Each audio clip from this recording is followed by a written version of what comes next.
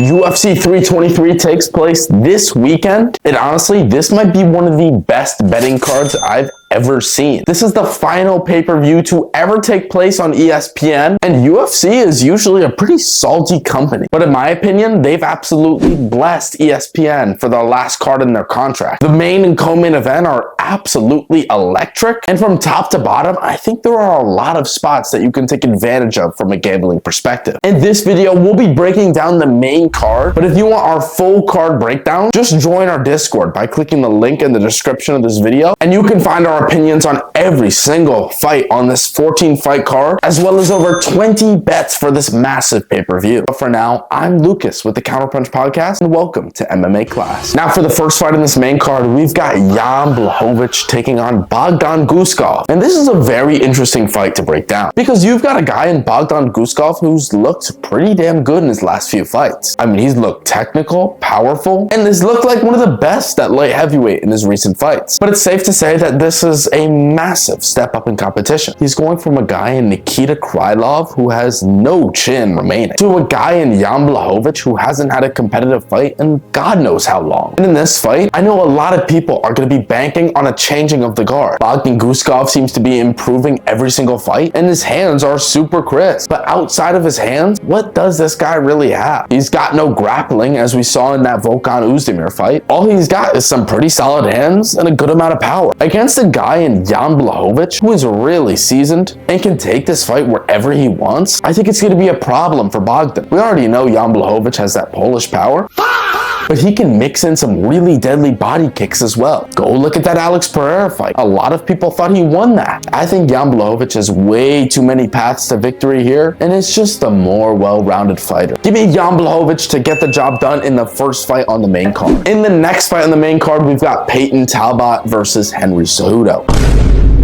Now, Payton Talbot's currently lined at minus 275 to Henry Cejudo's plus 235. Now, I know a lot of people are going to think that the athleticism of Talbot is going to completely topple Henry Cejudo.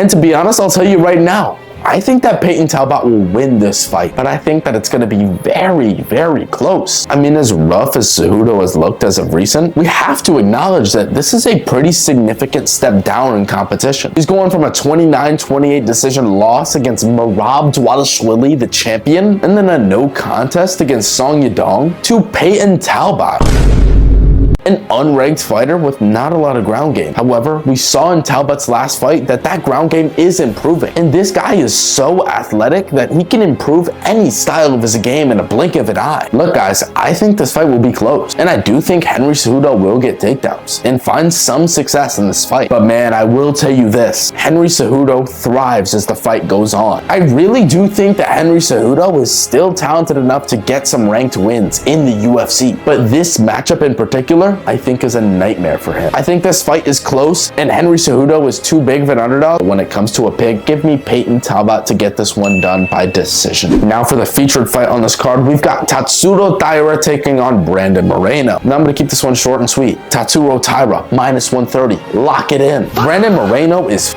washed. And this is coming from one of Brandon Moreno's biggest fans. I mean, I threw a fucking celebration when he got it done against Davison Figueiredo in their second fight. But look, I'm here to make money, and Tatsuro Taira is a future champion. I know he had a rough fight against Brandon Royval, but that last fight against Hyun Sung Park showed that in between those two fights, he made massive improvement. I think Tatsuro Taira is honestly better everywhere. Give me Tatsuro Taira to get this one done.